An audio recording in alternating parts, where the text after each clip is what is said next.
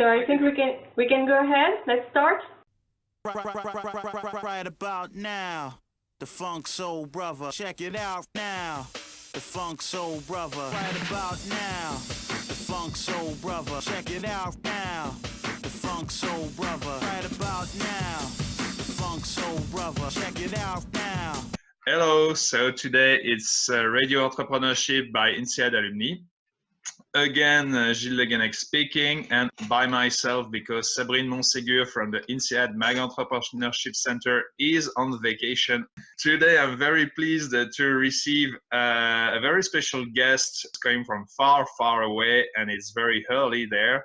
So I'm pleased to receive Somlai, who is a social entrepreneur and also a searcher and a lecturer.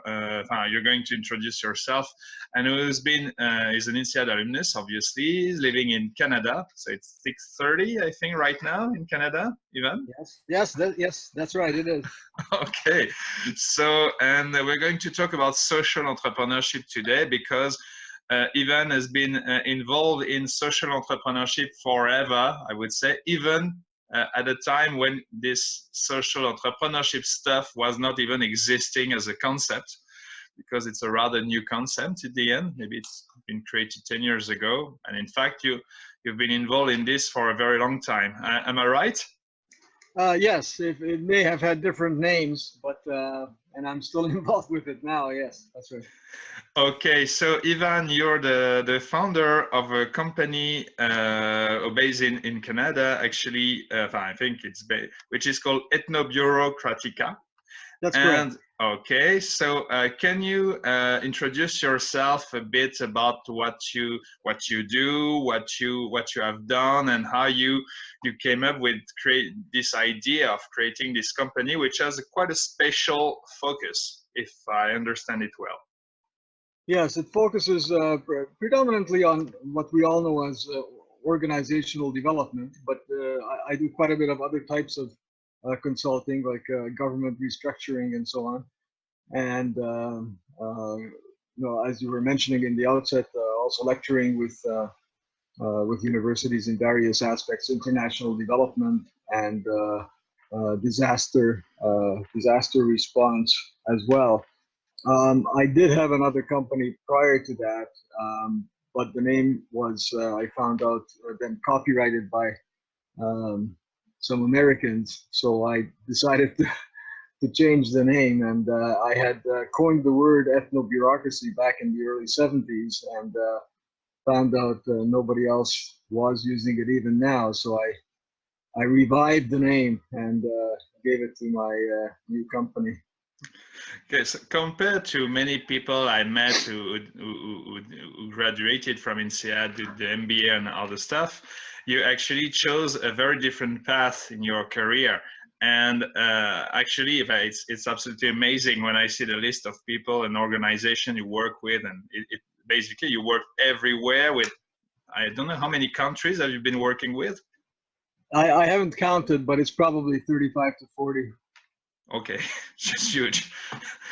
It's a very special life, I guess. So as usual during the show, it's organized in the following way. So we got you're going to, if it's okay for you, to talk about a special topic that you selected during 20-25 minutes, which is related to entrepreneurship and also some special important insights that you gained during all your years of activities. And then it's going to be question and answer in a nice and cool way. Is it okay for you? Of course, of course. Okay. I let you speak, and I just shut up now. All right. I should just give us a brief background to people that I have been educated in Europe and Canada and Asia as well. So I have that broad background. My work in my early years focused on non-government organizations and consulting with various levels of government in Canada. That means provincial, territorial, and federal. Then I did get into sports full-time. I was a full-time coach at the Olympics as well. And then I had 18 years of university work.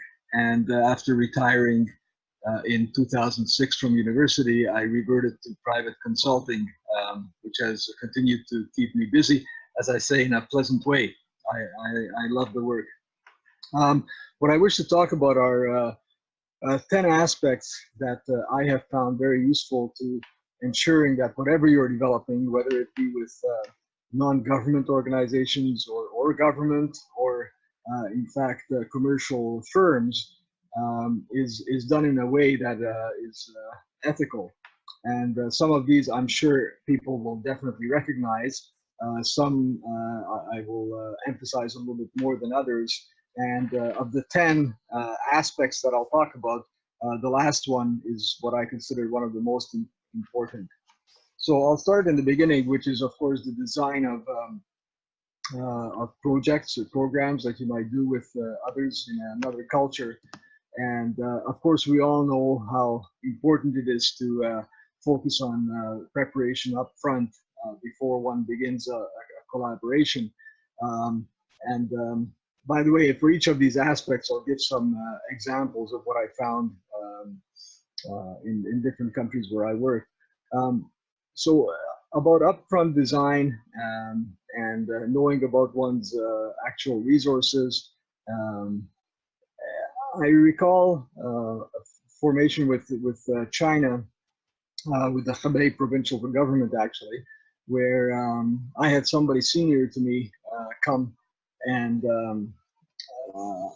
decide that if the Chinese are drinking, we also have to drink, and that will lead to a very good collaboration. So I'm obviously encapsulating this in a very few minutes here. So my senior, who was very senior,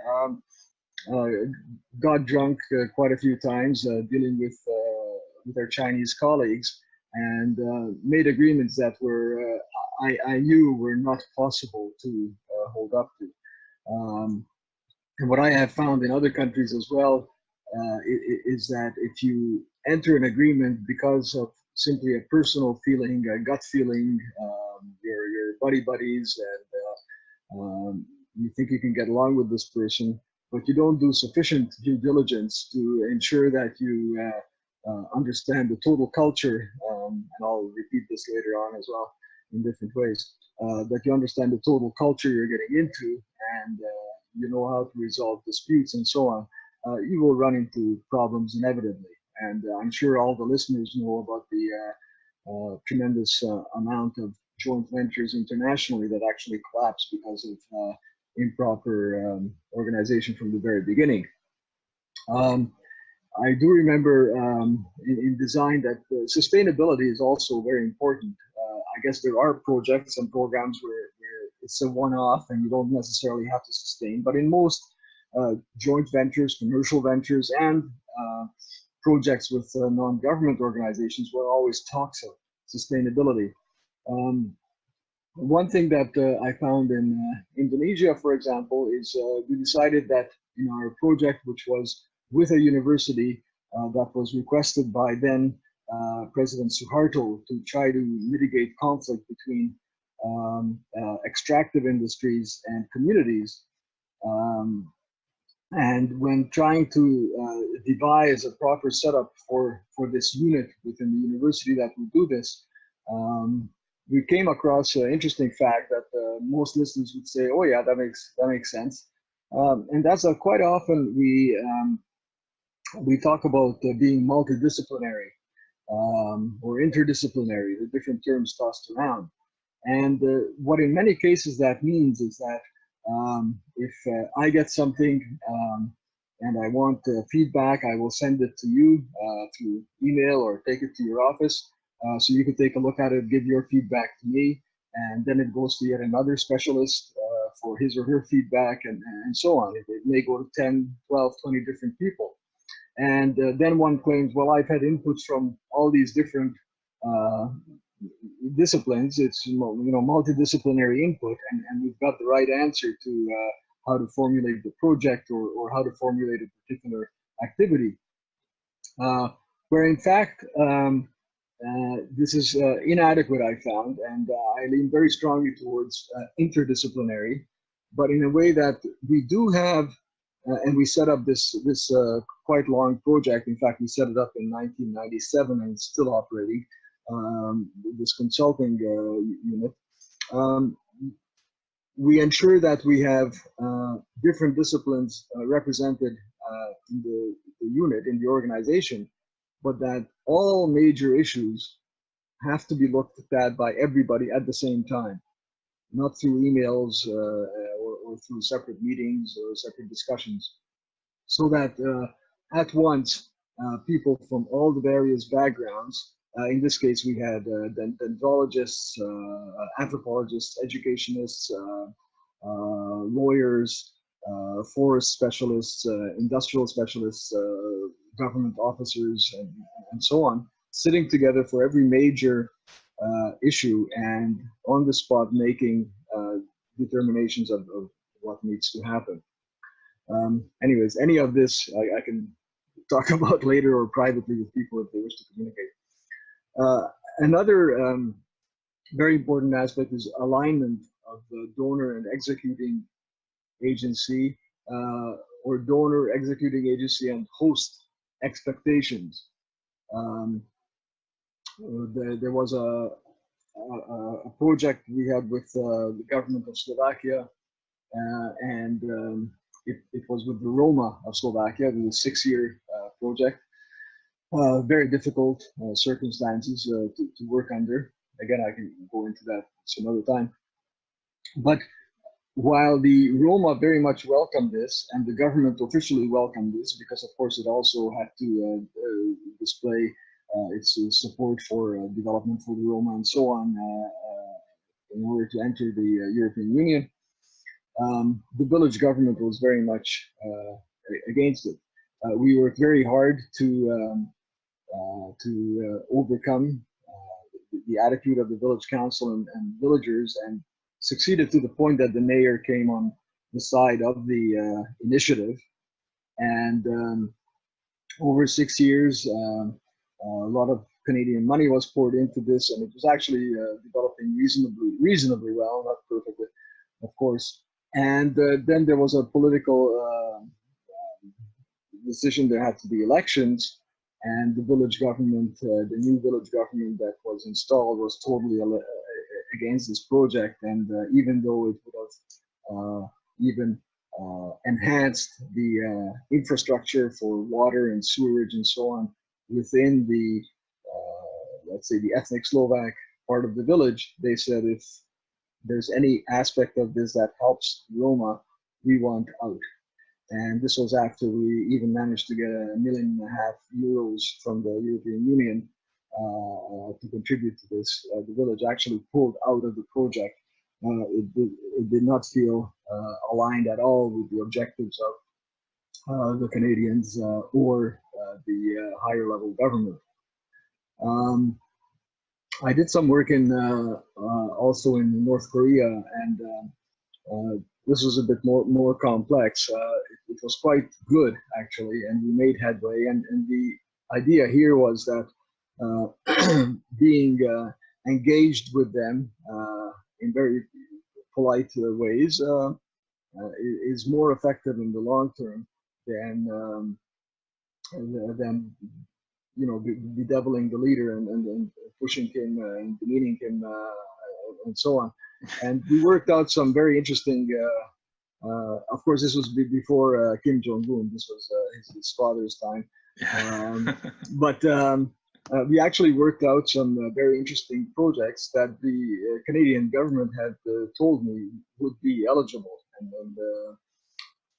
then when we're trying to actually finalize them to get the funds and the approval, we find out that the American government put so much pressure on the Canadians not to support any such project there that we had to pull out. And it was actually embarrassing and sad, because I made some very good connections there with different government and university people and so on.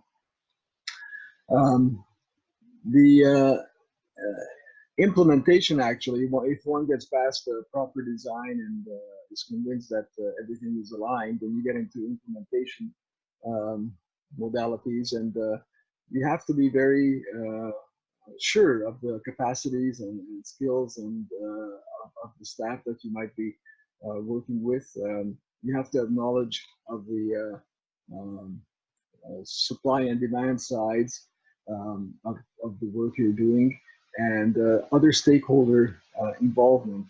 And of course, if you're working in volatile areas, you have to make plans for security and safety of your staff as well. This was probably most evident when I worked 3 years in Pakistan. I was based in Peshawar.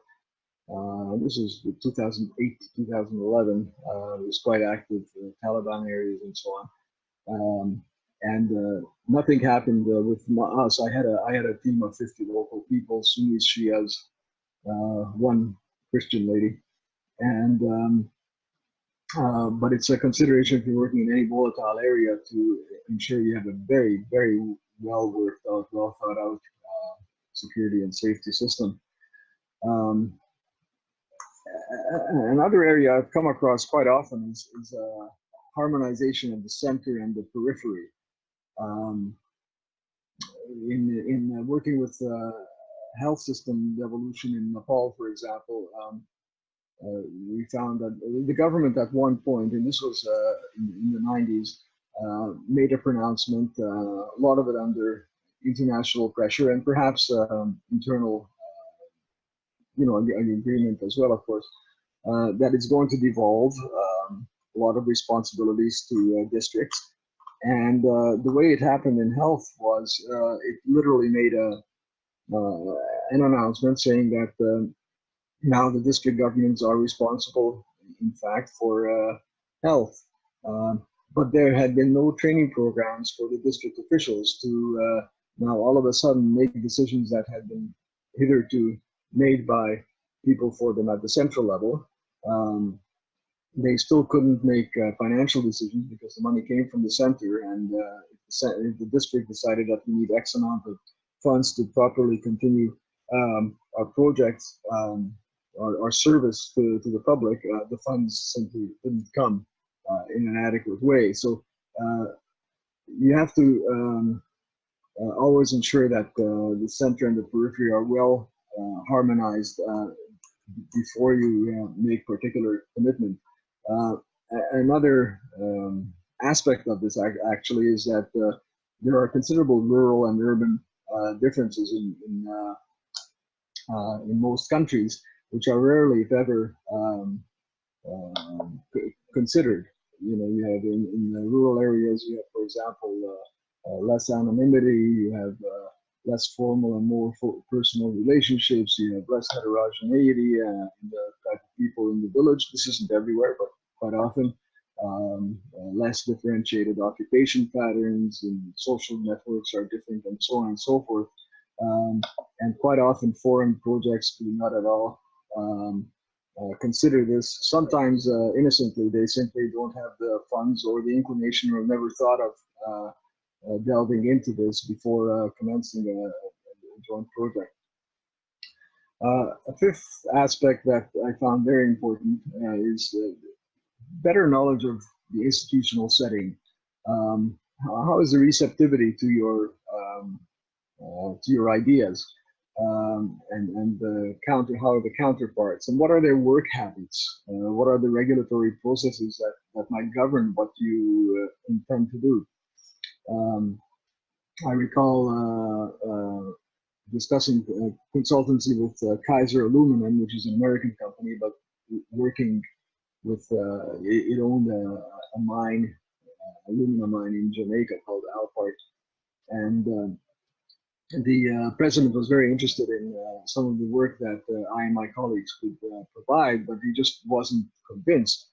And he asked if we could come down for a chat in Jamaica. And of course, anytime you travel like that, it's an investment, and you don't know if it'll pay off or not. But what we decided to do in preparation for this is to show that even though we're asking for a lot of money for a particular type of training, you will actually save money. And I'll just give a simple example. A lot of the training we were going to do was for in technical to bring the local workforce up to international standards. And we were, through our own good research, were able to ascertain that these big mining trucks, which had tires, I forget now, but $200,000 a tire, or all 4 tires, or something like that. They changed them 3 times a year, and the reason they changed them 3 times a year was simply because of bad driving and no maintenance. And we were able to show that if you allow us to train the people properly, you will only have to change them maybe once, maybe not at all in a year. And if you're paying us, let's say $200,000 for the training, you will actually be saving $600,000, that type of thing. So we had to do a lot of good due diligence again and research to ensure we knew the issues deeply enough that we could suggest some alternatives that might be appropriate and well received by them, and indeed that worked out very well. Another interesting area was with a large multinational firm in Mongolia, which just happened to be a mine. And they had, we found out, they asked us to do training, again, do an assessment of their workforce and develop a program to bring them up to international standards. And this was done by the training branch. But there were 2 other branches in the mine. One is the underground mine, one is the above ground mine. And we very quickly find out that all 3 of these major branches of one of the largest mining companies in the world were working as silos with quite often disagreements or non-agreements. And it was very, very difficult progress. We felt we didn't make a lot of headway. The results were good, but I found out afterwards that the silo mentality did in fact continue. Networking as a 6th aspect that I find important. Again, it may be something that all of you listeners, of course, do, but I find it very important to create networks, deep networks, anywhere we work. And it's important for the creation of sustained communication. It's important for generating ideas. It's important for ensuring that we stay relevant by creating a large network with whom we can communicate in different ways. A 7th aspect is realistic expectations. This too, I found many times that certain people make commitments that are not possible to uphold. They're not based on reality. And of course, there are always initiatives that aren't meant to continue for a long time, but quite often, when one has to organize groups and projects and programs, especially when working with people in poorer countries where they have high hopes for what you're bringing in from the outside, it's extremely important that you not raise the expectations too high. I had in China, again in another project, president of an institution in the West make a rash commitment, and again it was after a couple of drinks, for providing a postgraduate program to this particular industry, and in fact assuring that the president's son could attend this institution in Canada. Very brash decision. I tried to argue gently with my president at that time, and he still stuck with his decision, and it did not work out. That was foreseen. I don't know why he didn't foresee it, but that's the way it goes.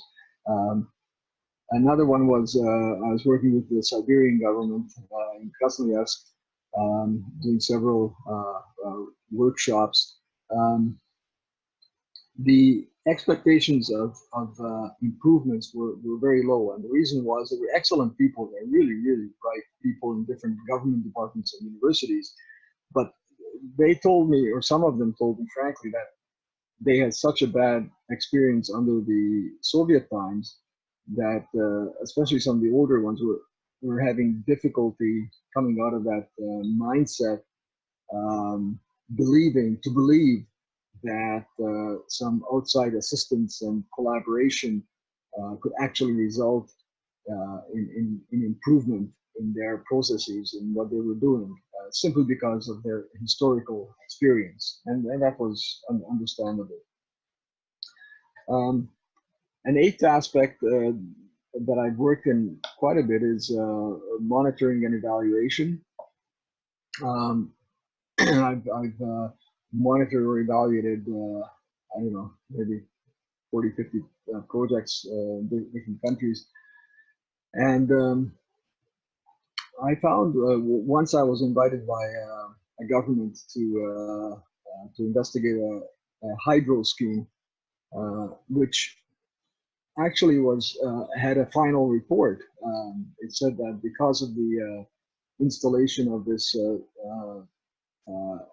hydroelectricity in a particular district, the instances of eye disease and lung inflammation and so on have been reduced because people weren't having to cook on smoky fires indoors, and women had more time to do other work. They didn't have to walk 2 to 3 hours a day for collecting firewood and so on. So it was very, very positive.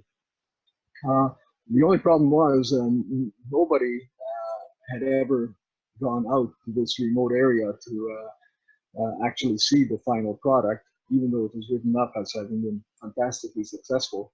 And I decided well, I was requested to monitor, to evaluate this.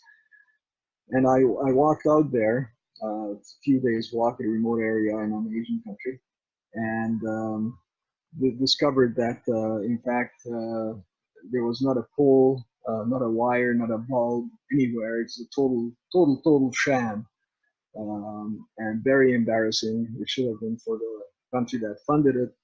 And I wrote up all the details, but as it turned out, the consul of the country was unable to sort of publish it and publicly acknowledge it, because the default would have been brought back to him by the ambassador as having been perhaps incompetent in looking over his staff and so on.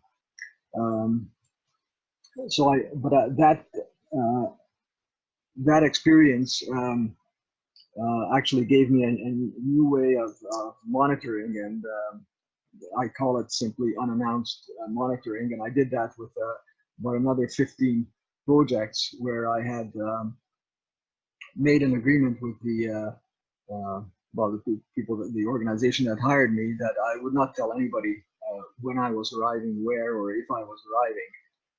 I had found too many projects in which when an evaluation is announced, you have flowers awaiting you when you arrive, and speeches by different people lauding the success of the project, when in fact it's quite often it's actually inadequate effort and inadequate results. This can't be done everywhere, but I do it in some places. Most of the time I would recommend actually participatory monitoring or evaluation, in which there are representatives from the donor organization, from the executing organization, and from the beneficiaries. But again, some places, especially where you have certain suspicions that records weren't properly kept by the donors or executing agency, or where there are other issues, this unannounced type is something to consider.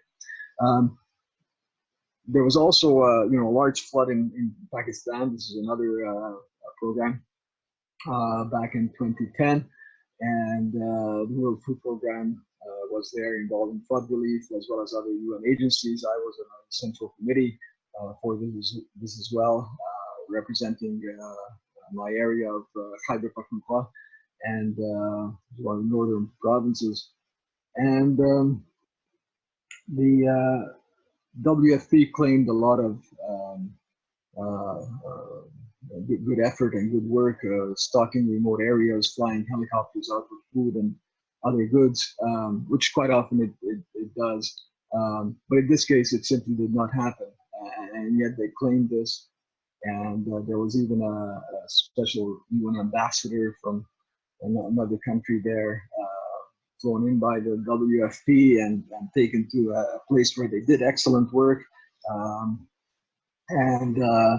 To the ambassador, this was representative of the work of the WFP, and I don't want to downplay them. Again, they do excellent work, but in fact, some other claims that they had made in particular remote districts were simply untrue.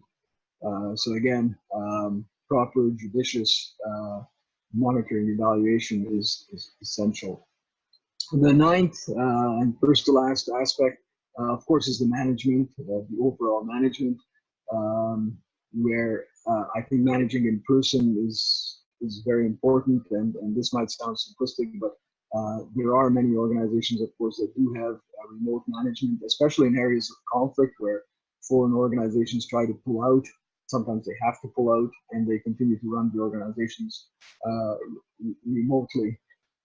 And this doesn't work, in my opinion. Hiring practices for hiring foreign staff often are very, very difficult. Sometimes it's impossible to avoid nepotism, not because you want to, but out of ignorance as to who's related to whom. And overall, managing in a foreign country, unless it's a commercial venture that is done by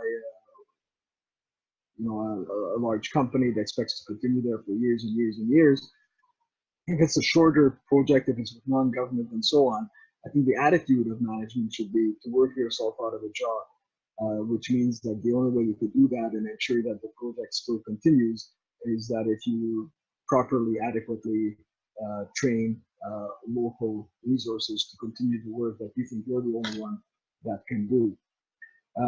The last aspect that I wish to mention is what I call synchronicity, which is working in rhythm with the local culture. You might have the best project developed, appropriate due diligence and excellent hiring practices and so on. And you consider everything else, all these other aspects I mentioned. But it's possible to work at something and work so out of kilter with the local culture that it just doesn't make sense to them, and therefore you will not be able to sustain this, and whatever success you have now will perhaps be there while you are there, your company and so on, but it will dissipate soon after you leave. I remember working with a non-degree devolution project in Nepal in which the World Bank was involved, and the idea was that non-degree programs were going to be devolved from Council for Technical Education and Vocational Training, and they were going. Sorry, non-degree programs were going to stay with the council, and degree programs were going to remain with the university. So the university actually was devolving its non-degree programs to the Council for Technical Education and Vocational Training, which made sense. And they got a certain amount of funding from the World Bank and other 4 or 5 other groups, and it wasn't happening fast enough. And in one meeting, the World Bank representative stood up, and I don't know if any of the listeners remember Khrushchev at the United Nations when he took his shoe off and started pounding on the podium to make a point.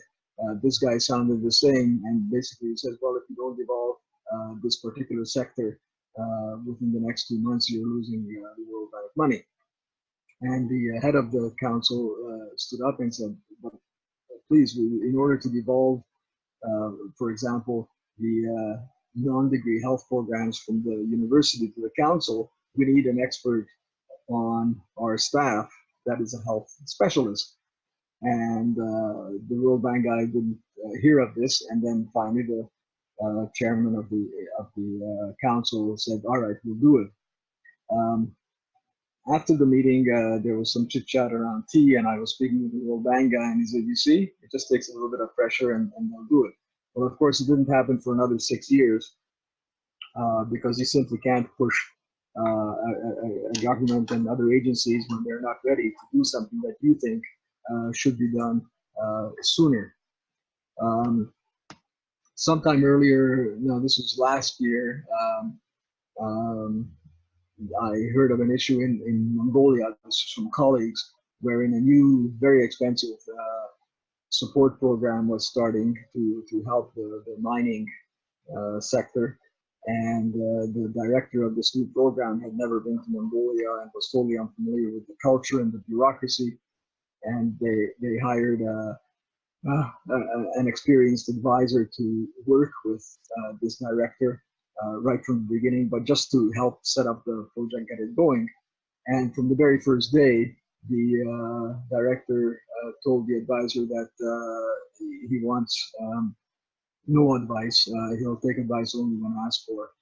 And this totally destroyed. Well, the project is still going on, but it's very, very unprofessional at this point. Synchronicity is also applicable perhaps in this Roma project I mentioned earlier in Slovakia, where because of the normal time horizons for aid budgets, there was what was I going to say? Very, very quick or high speed sonic boom implementation of this fluorinated project because they only had 3 years to start with, and that meant that changes had to be made very quickly to show results to the donor organization. But this high speed of movement in an area that was totally neglected and in very poor condition sociologically and in every other way was just impossible. The people couldn't absorb it. So in other words, again, this accelerated work to show results was not in synchronicity with, was not in any rhythm with the local culture. So these overall then are 10 aspects that I always consider to ensure that particular collaboration internationally is done as effectively as possible. I would emphasize that the practice, these practices, these aspects are not in any particular order. Quite often they overlap. Different times one can do one before the other, and at times many of these are done automatically, but it's just from my experience in different countries with different companies and firms and organizations that unfortunately not all of these are done automatically by everybody, and that's why I thought it would be important to just pull these out and share them with you. Mm-hmm. It's very impressive. Thank you very much.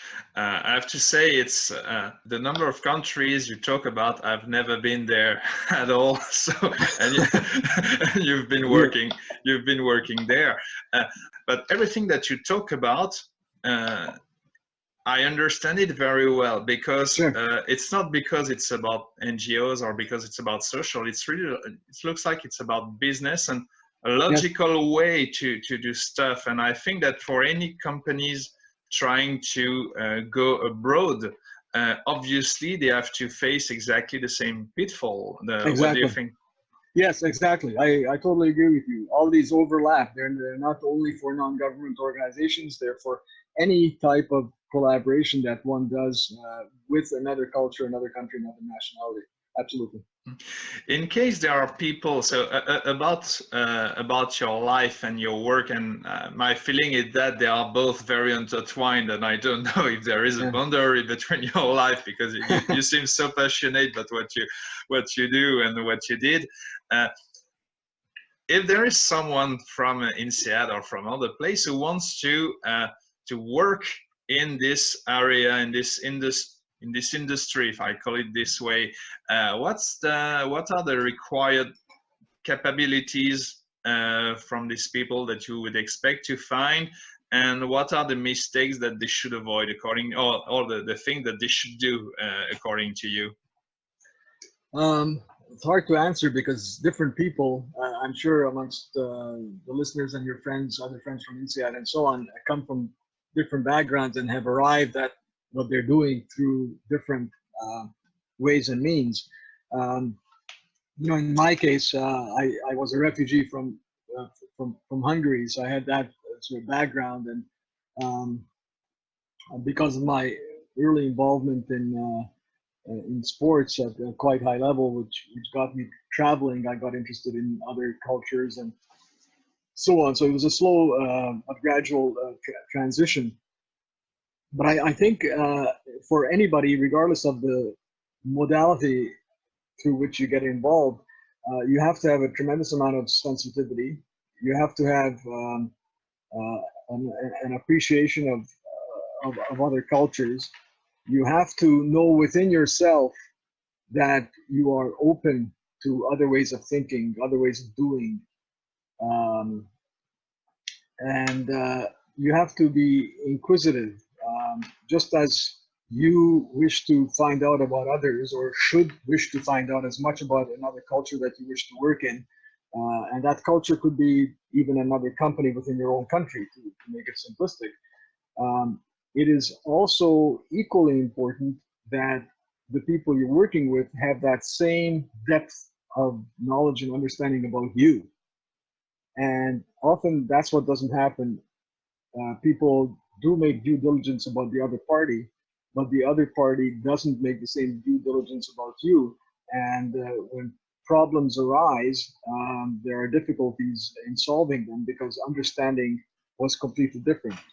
For example, I quite often tell people that if we, even in our own culture, let's say in Canada, we speak the same language, English or French, and we have, you know, reasonably the same culture. We have a lot of cultures in Canada, within Canada, and so we understand each other. Why do we still need lawyers and management consultants? Obviously, there are misunderstandings even in the same culture.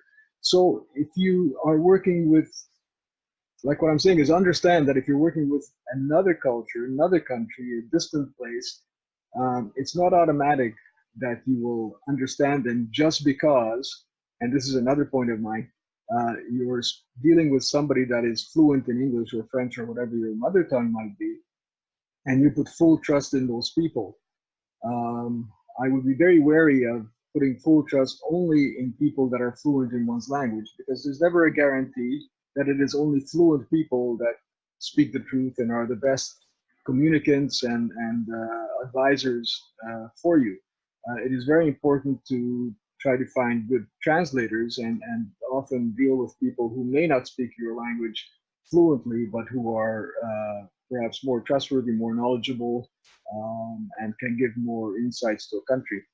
So these are some aspects that I would suggest.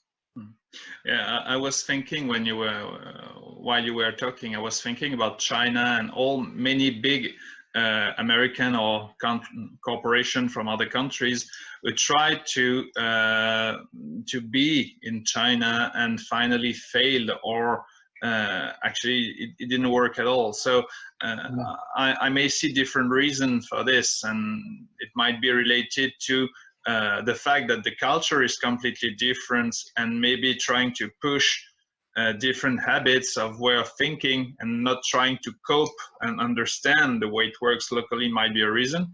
Might be a reason from political reason for any stuff. Absolutely. So absolutely. All this makes life probably difficult. Imagine you're a company, you want to set up somewhere, you would rather select someone from local in order to develop it? You would rather select someone from abroad and put it there? What's, according to you, and in all the projects that you've been, what was the right, was there a right way of doing? Well, anything that I've been involved in, either alone or in most cases with colleagues, has been by mutual agreement that we'd like to do something abroad, and there was a particular need or initiative from abroad.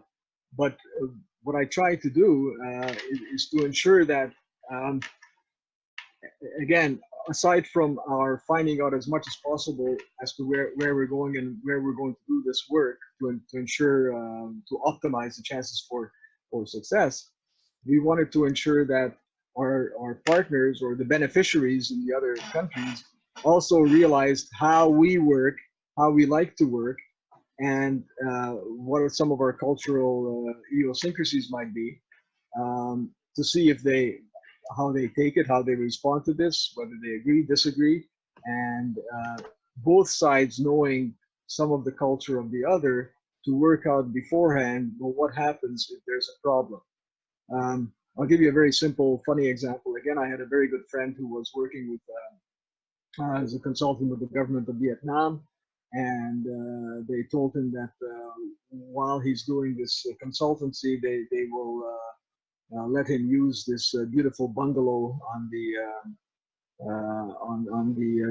at the university site, on the university grounds, and he worked away.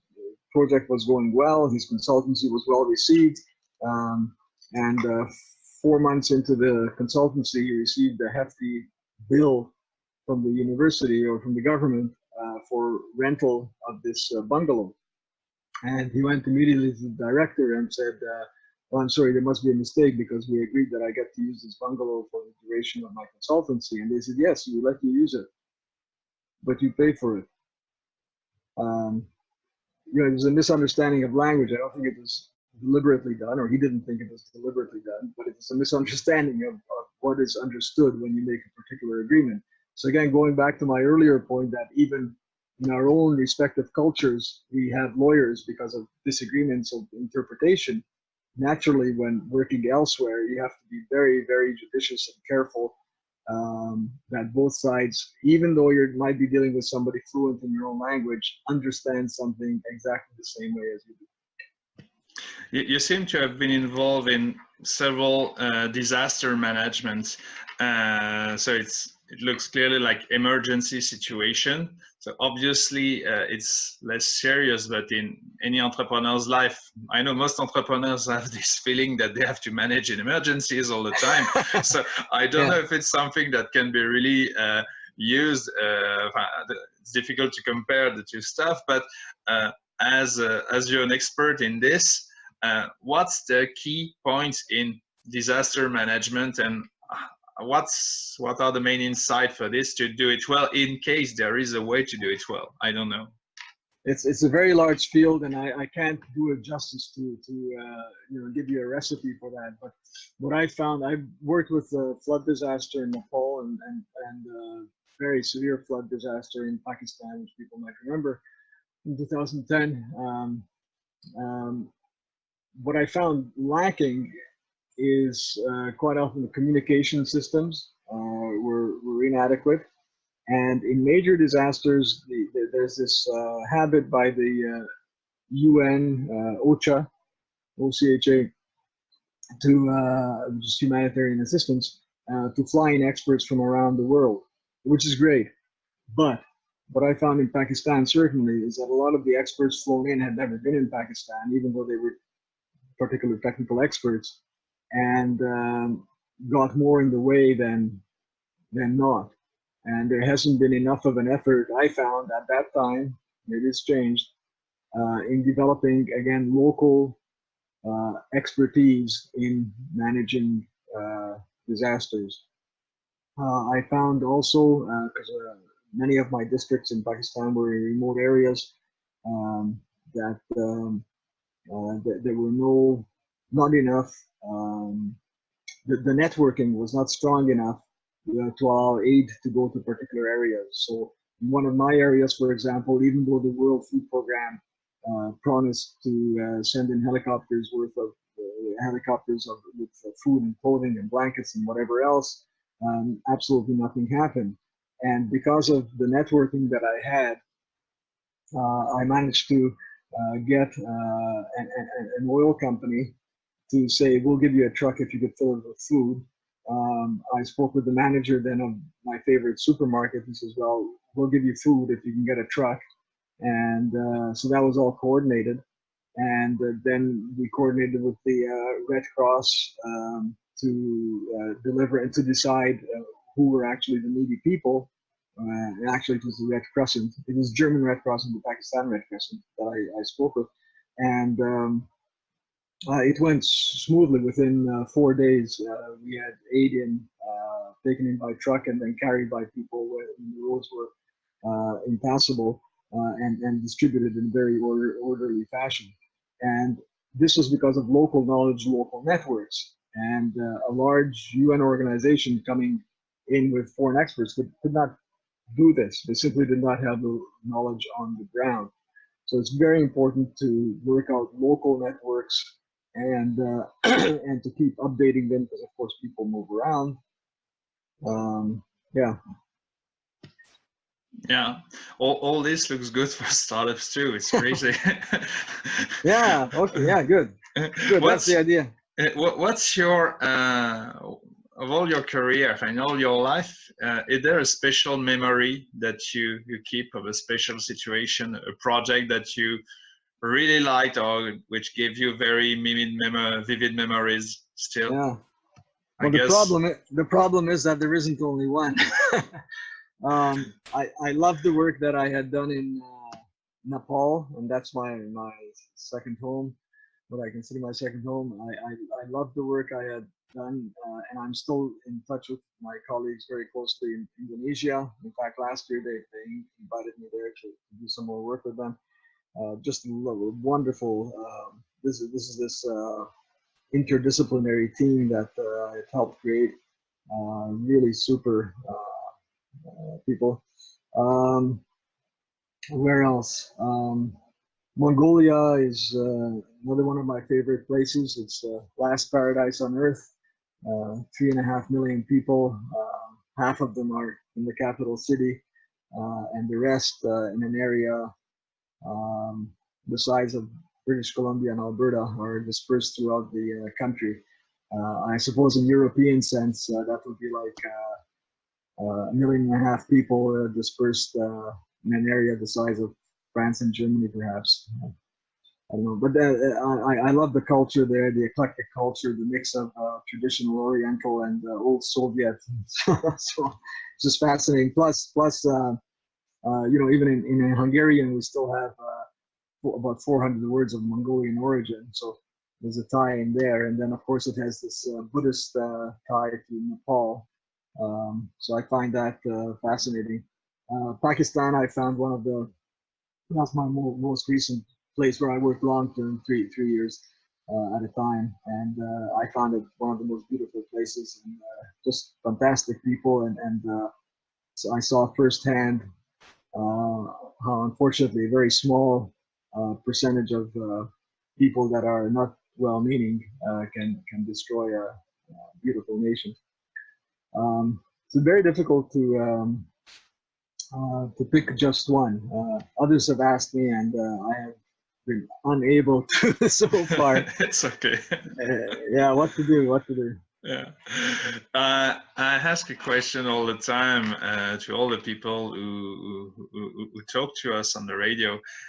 It's about a favorite song they have, which is about their life and about entrepreneurship in a way, something which gives them energy. And you selected a very special song by Gilles, which is Mon pays c'est l'hiver. My country is winter. So he's a Canadian singer. What does is there a special, if it's not private, is there a special reason for this song? Well, after emigrating from Canada, emigrating from Hungary to Canada, I grew up in Quebec, and I've become very fond of Quebec culture, and I have probably some of the best memories in nature from Quebec. And certainly his song, Mon Pays, c'est n'importe mon pays, c'est l'hiver, brings back memories, brings back good memories of snow and times in villages, and skiing and frolicking in the snow. And even I remember having gone to a very small village which happened to have one of the best organists around Christmas time, playing beautiful Christmas music and so on. So it's the memory that it brings back, and when I think of that memory and the beautiful times in the forests of Quebec and so on, it just calms me, makes me feel good, and makes me appreciate what I may be doing elsewhere in a totally different setting. Ivan, thank you very much for the time you spent, because it's really great. It's really nice, and everything you said is interesting and gives me it's nice. I really enjoy. I can tell you, it's a bowl of fresh air, and so thank you very much for being with us today. So in 2 weeks there is no show because it's my turn to take some holiday, so I will not be there during one show. But in exactly 4 weeks, we're going to receive someone very interesting as well. She's Evelyn Bushatsky. She's a Brazilian living in Boston. And actually, she's working for Techstars right now, which is one of the most well-known startup incubator worldwide. And she's starting a brand new, very nice project. It's a venture capital fund in order to invest in companies created by migrants. And because and it's because they need help, because they are good, and they are interesting people. So there are lots of things to do with them. So it's going to be cool.